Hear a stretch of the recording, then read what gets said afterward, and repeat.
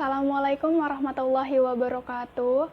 Salam sejahtera bagi kita semua. Perkenalkan, nama saya Linda dan rekan-rekan saya. Assalamualaikum warahmatullahi wabarakatuh. Perkenalkan, nama saya Nabila Qurratul Aini. Assalamualaikum warahmatullahi wabarakatuh. Perkenalkan, nama saya Anissa Ropianti. Assalamualaikum warahmatullahi wabarakatuh. Perkenalkan, nama saya Fatia Andriani. Pada hari ini, kami akan menayangkan hasil presentasi yang telah kami buat dengan tema kependudukan, ketenagakerjaan, kesempatan kerja, dan pengangguran. Pada saat kami presentasi, Anda diharapkan memfokuskan mata terhadap presentasi yang kami sampaikan. Ketika ada hal yang kurang jelas atau kurang dimengerti, Anda dapat menanyakan kepada kami pada saat akhir presentasi. Dan sebelum mengawali presentasi kali ini, marilah kita berdoa menurut agama dan kepercayaan masing-masing secara bersama-sama. Berdoa dipersilahkan.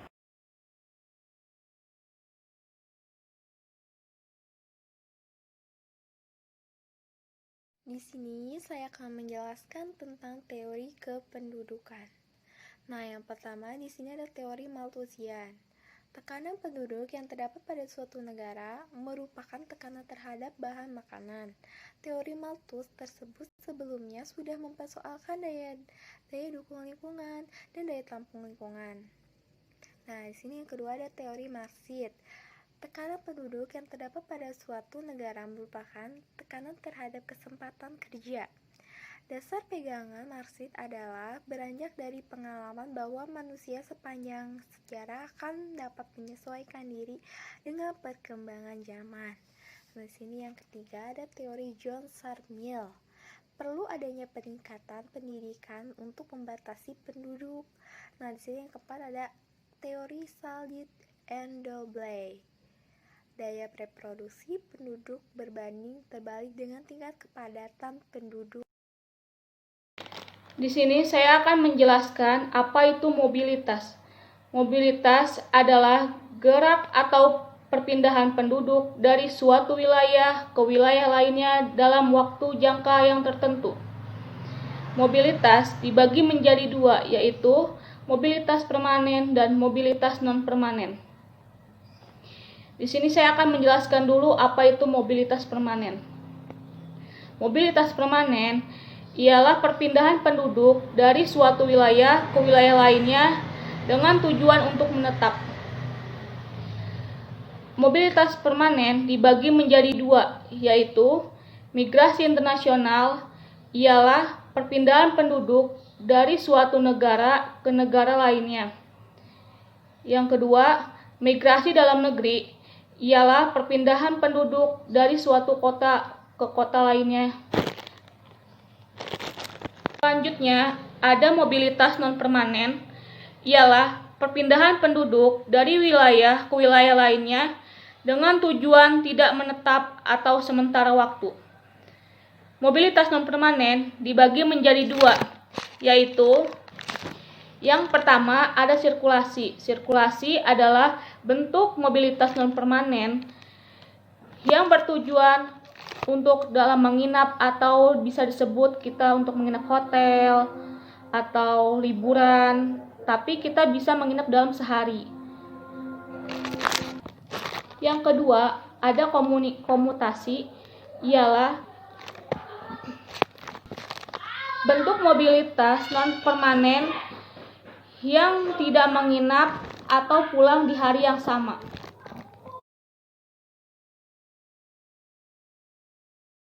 Migrasi dalam negeri.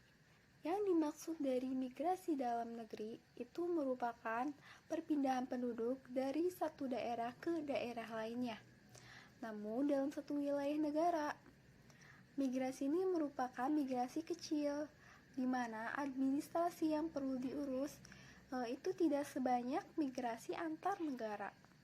Urbanisasi merupakan perpindahan penduduk dari desa ke kota dengan tujuan untuk mencari perbaikan penduduk yang lebih tinggi. Ruralisasi ini kebalikan dari urbanisasi. Tadi urbanisasi itu kan perpindahan dari desa ke kota, ya kan? Kalau ruralisasi ini perpindahan dari kota ke desa yang bertujuannya untuk menetap. Nah, biasanya ini dilakukan oleh orang-orang kota yang ingin menghabiskan masa tuanya di pedesaan. Transmigrasi merupakan suatu program yang dibuat oleh pemerintah Indonesia untuk memindahkan penduduk dari suatu daerah yang padat penduduknya ke daerah lain di dalam wilayah Indonesia. Urbanisasi merupakan perpindahan penduduk dari desa ke kota dengan tujuan untuk mencari perbaikan penduduk yang lebih tinggi. Di sini ada faktor pendorong dan ada faktor penarik. Faktor pendorong yang pertama di sini adalah pertanian yang semakin sempit, dan yang kedua sulitnya mendapatkan pekerjaan di desa, dan yang ketiga upah kerja di desa yang rendah, dan yang keempat kurangnya fasilitas yang mendukung keahlian. Di sini juga ada faktor penarik. Faktor penarik yang pertama yaitu terdapat banyak lapangan pekerjaan di kota, sarana dan prasarana untuk mendukung keahlian. Yang ketiga, pusat berbagai macam atau aktivitas. Yang keempat, upah kerja yang lebih tinggi. Transmigrasi luar negeri merupakan penduduk dari satu negara ke negara lain. Tujuan migrasi ini agar mendapatkan kehidupan dan penghasilan lebih baik dari negara sebelumnya. Migrasi jenis ini termasuk ke dalam golongan yang besar yang administrasinya lebih kompleks. Nah, di sini ada beberapa jenis transmigrasi diantaranya. Yang pertama, imigrasi. Yang kedua, emigrasi. Yang ketiga, remigrasi. Yang keempat, turisme. Namun, pada materi kali ini, saya akan menjelaskan imigrasi dan emigrasi. Apa sih imigrasi itu? Imigrasi adalah perpindahan orang dari suatu negara atau bangsa ke negara lain, di mana ia bukan merupakan warga negara, dan imigrasi merujuk pada perpindahan untuk menetap permanen. Sedangkan emigrasi yaitu tindakan meninggalkan negara asal seseorang atau wilayah untuk menetap di negara lain. Ini adalah sama seperti imigrasi, tapi dari perspektif negara asal. Nah, di sini ada penyebab orang melakukan emigrasi dan emigrasi diantaranya yaitu yang pertama urusan agama, yang kedua urusan politik, yang ketiga urusan pernikahan, yang keempat urusan uang atau ingin meningkatkan taraf ekonominya. Yang kelima, biasanya orang kaya yang bertempat tinggal di tempat iklim yang dingin pindah ke iklim tropis untuk menghabiskan masa pensiunnya di iklim yang lebih hangat. Ketenaga kerjaan. Tenaga kerja merupakan penduduk yang telah memasuki usia kerja, baik yang sudah bekerja atau aktif mencari kerja, yang masih mampu untuk melakukan pekerjaan. Tenaga kerja merupakan faktor yang paling penting bagi setiap negara, di samping faktor alam dan modal yang besar.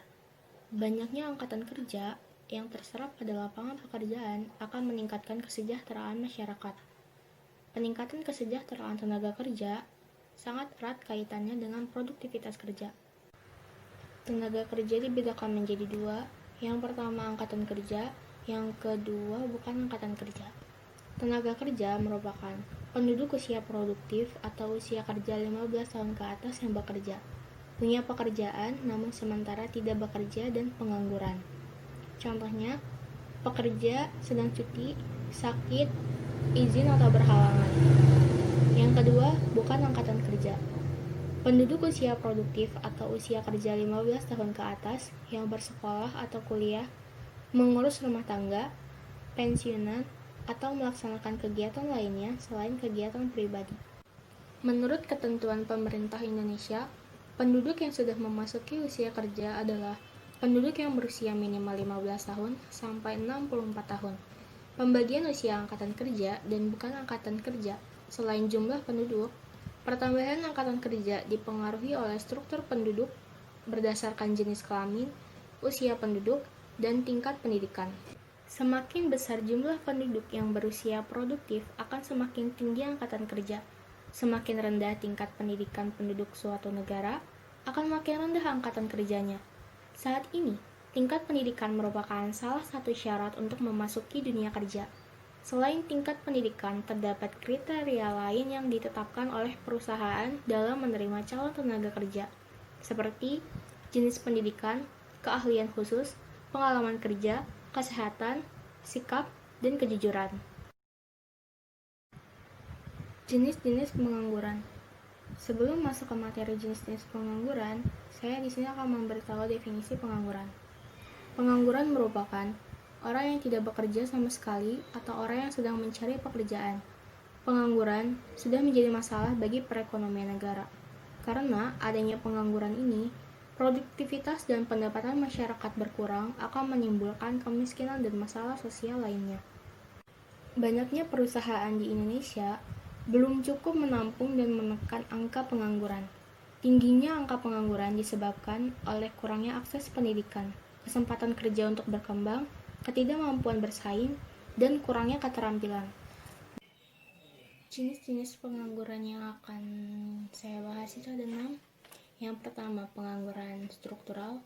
Yang kedua, pengangguran siklis. Yang ketiga, pengangguran musiman. Yang keempat, pengangguran terbuka. Yang kelima, pengangguran terselubung. Yang keenam, pengangguran friksional. Pengangguran yang pertama yaitu pengangguran struktural.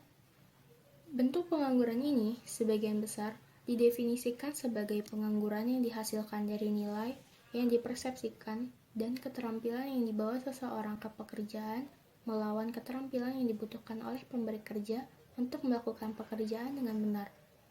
Yang kedua ada pengangguran siklis. Pengangguran yang diakibatkan oleh perubahan dalam tingkat kegiatan perekonomian yang menyebabkan penghentian tenaga kerja akibat menurunnya permintaan barang dan jasa. Yang ketiga, pengangguran musiman. Pengangguran ini terutama dapat di sektor pertanian dan perikanan.